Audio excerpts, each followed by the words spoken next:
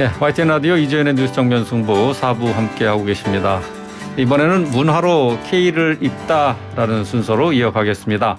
자, 가수 겸 작곡가죠. 유희열 씨를 둘러싼 잡음이 쉽게 가라앉지 않고 있습니다. 발매 예정인 음반에 수록된 곡이 표절이 아니냐는 지적을 받았는데요. 뮤지컬계도 시끄럽습니다. 배우 김호영 씨가 동료 배우 옥주현 씨의 친분 캐스팅을 SNS로 저격을 했습니다. 자, 잊을만 하면 반복되는 문화계 논란 어떻게 판단해야 할지 얘기 들어보겠습니다. 김원식 문화평론가 나오셨습니다. 안녕하세요. 예, 안녕하세요. 자, 이번 논란에 대해서 먼저 자세히 설명을 해 주시죠. 유희열 씨의 어떤 곡이 누구의 곡을 표절했다는 겁니까? 일단 1차, 2차, 3차 이렇게 이어집니다. 이게 구분 없이 지금 보도가 되고 있어서 정리를 해드리면은 3차로 나눠져요? 예, 1차는 지난 14일에 있었습니다. 네. 새로운 노래인 아주 사적인 밤이 피아니스트 작곡가죠. 이제 유이치 사카모토 씨의 아쿠아와 비슷하다라고 이렇게 문제 제기가 됐습니다. 그래서 이때 사과문이 또 나왔고요. 네. 또 2차로 며칠 뒤에 똑같은 이 피아니스트 겸 작곡가인 류이치 사카모토의 곡이 내가 지켜지는 시간과 비슷하다. 그래서 구체적으로는 1900년이 아주 비슷하다. 이렇게 이야기를 했습니다. 있고 나서 다시 또 2차 사과문이 있었습니다. 그 뒤에 3차로 이전 노래들이 다시 또 소환이 됐습니다. 이 토이 시절의 프로젝트 좋은 사람 또 너의 바다에 머물게 이런 작품들이 또 마케하라 노리유키 또 토미타 라보와 비슷하다. 이런 지적이 나왔고요. 그 뒤에 다시 또 성시경의 해피 버스데이 투 유가 또 일본 안전지대 보컬인 다마키 고지의 해피 버스데이 노래와 비슷하다. 그리고 Please Don't Go My Girl이라고 하는 예전에 이제 모 지상파 예능에서 이제 선을 보였던 노래도 퍼블릭 어나운스먼트의 바디 범핑과 비슷하다. 이렇게 해서 연이어서 계속 나오고 있는 그런 상황이라고 볼 수가 있겠고요. 아니네요. 1, 2차의 지적, 류이치 사카모토의 노래에 대해서는 입장 표명을 했는데 3차로 지적된 여러 노래에 대해서는 해당 사항이 없다라고 이렇게 입장을 보이고 있습니다. 그래요. 지금 뭐 원곡자인 사카모토 류이치 이분이 이제 표절 시비가 불거지자 직접 입장문을 내놨는데 좀 예상과 다른 내용이었어요. 화제가 됐죠? 네, 그렇습니다. 일단 주요 부분을 말씀을 드리면은 두 곡의 유사성은 있지만은 내 작품을 보호하기 위해서 법적 조치가 필요한 수준은 아니다. 이렇게 이야기를 했습니다. 대개 이제 비슷한 부분이 있으면은 표절이 맞다라는 식으로 하면서 불쾌감을 표시하는데 그렇지 않았고 이런 점이 다시 또 유희열 씨가 이제 존경을 한다라고 하는 맥락의 사과문을 게재했던 그런 입장문이었고요. 제가 이제 인상적으로 봤던 부분은 이 부분입니다. 이 모든 창작물은 기존 예술의 영향을 받는다. 그리고 독창성을 5% 내지 10% 정도를 가미한다면 훌륭하다. 이렇게 이야기를 했고요. 또 유희열 씨는 이제 인정을 했습니다. 유사성에 대해서. 그러면서 가장 영향을 많이 받은 뮤지션이고 또 존경하는 분의 음악을 무의식 중에 갖고 있다 보니까 이렇게 이제 유사하게 전개를 했다라고 이제 입장을 표명을 했습니다. 훈훈하게 이거는 마무리된 거네요. 이 곡에 대해서만은 이제 그렇습니다. 그래서 1900년과 아쿠아는 이제 일단락이 됐는데 그 뒤에 여러 가지 제가 말씀드린 부분에 있어서는 여러 얘기가 나오고 있는 거고 어쨌든 유희열 씨는 새로운 앨범은 발매하지 않겠다라고 얘기를 했고 예약하신 분들에 있어서는 따로 고지를 하겠다라고 했지만은 여전히 잦아들고 있지는 않습니다.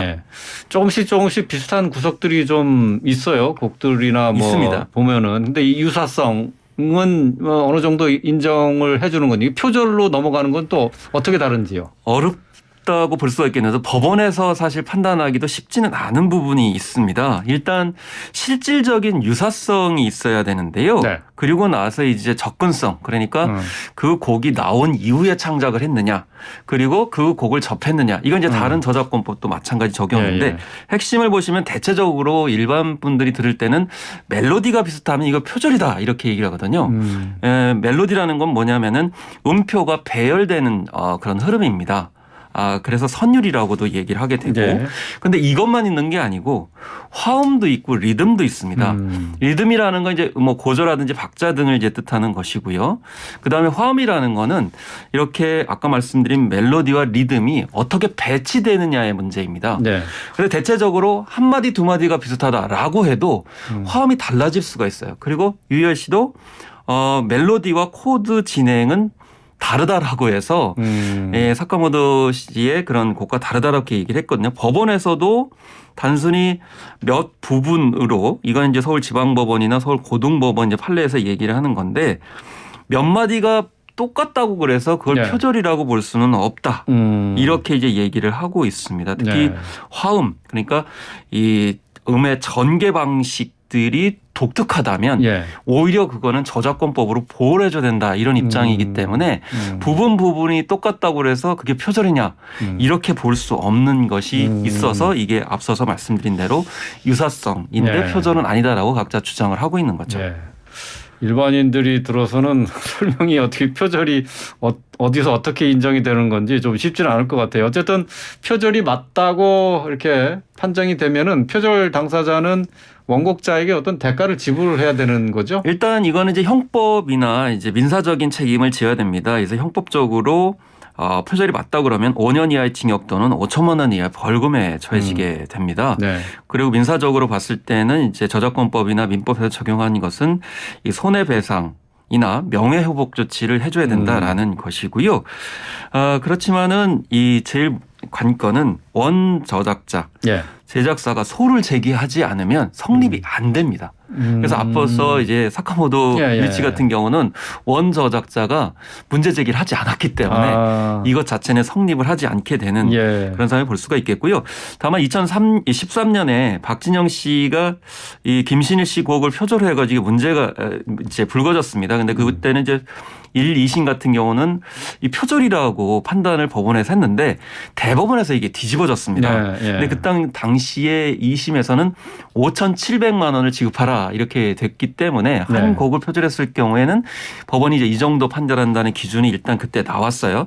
근데 대법원에서는 왜 이걸 표절이라고 보지 않았냐면 박진영 씨의 곡이 화성을 그래도 굉장히 많이 사용을 했다. 그러니까 전체적인 배열이나 이런 것들을 창작이 인정될 정도로 기여를 했기 때문에 이걸 이제 유사하지만 표절로 보기엔 좀 힘들다. 이렇게 이제 판결을 낸 사례가 있습니다. 예, 그렇군요. 자, 이번엔 다른 주제로 좀 넘어가 보도록 하죠. 오늘 하루 종일 뜨거웠던. 이거 잠깐만 언급드리면 그래서 제일 중요한 거는 박찬욱 감독처럼 자기가 영향을 받은 그런 곡에 대해서는 이야기를 해주면 됩니다. 사카모토도 1900년을 작곡하면서 미리 밝히면 된다.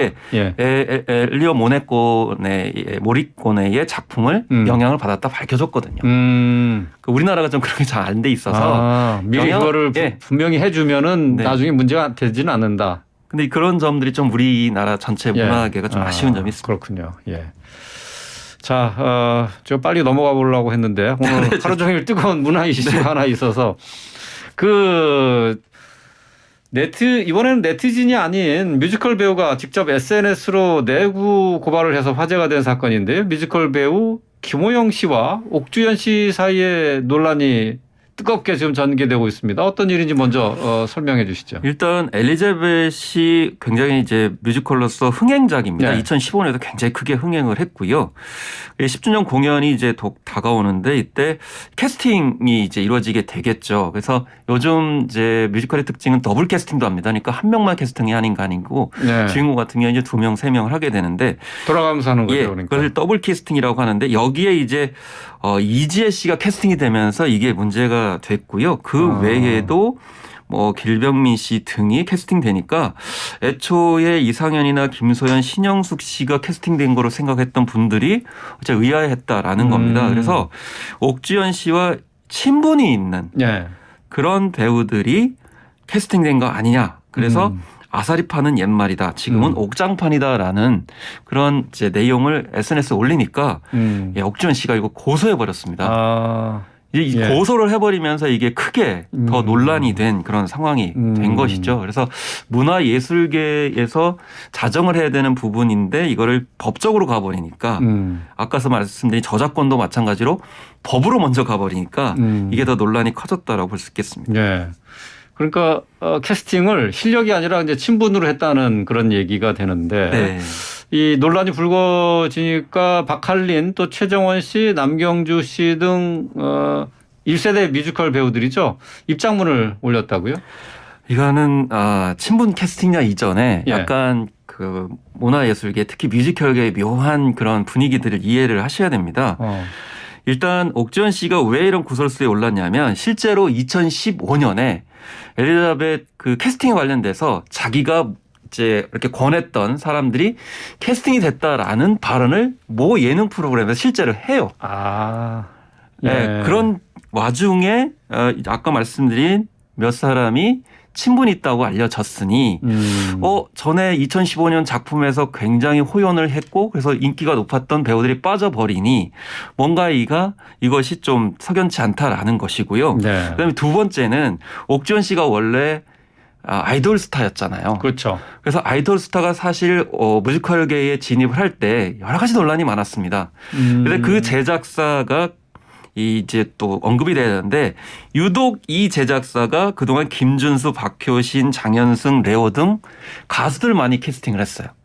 그래서 사실 어떤 마케팅 관점에 봤을 때는 비인기였던 뮤지컬에 대한 관심을 증폭은 시켰어요. 예, 그렇죠. 그런데 말이 나올 수 있는 거죠. 왜냐하면 뮤지컬계에서 잔뼈가 굵은 분들이 아니기 때문에 내부에서는 그런 갈등들이 있었는데 그런데 이제 친분 캐스팅 문제까지도 불거지니 그러면 실력 있는 뮤지컬 배우들이 캐스팅이 안 되고 혹은 활동을 잘했던 분들까지도 배제가 되고 친분을 통해 가지고 캐스팅되면 이게 정당한 거냐. 그러면 네. 제작사는 왜 자꾸 이런 식으로 캐스팅을 하느냐. 예, 라고 이제 이게 잠재되어 있던 것들이 이번에 터진 거죠, 사실은. 그렇게 보시면 제작사 됩니다. 입장에서는 뭐 흥행이 우선이기 때문에 인기인 위주로 또 화제가 있는 인물 위주로 그렇게 캐스팅할 수도 있는 것 아닙니까? 근데 이제 제작사 입장에서는 친분 캐스팅이 아니다 이렇게 일단 그러니까요. 입장 표명을 했습니다. 예. 그래서 1차, 2차, 3차, 4차 이제 뭐 오디션을 했다. 그래서 예, 1, 2차는 예. 서류 전형과 2차는 영상 오디션을 했고 3, 4차는 대면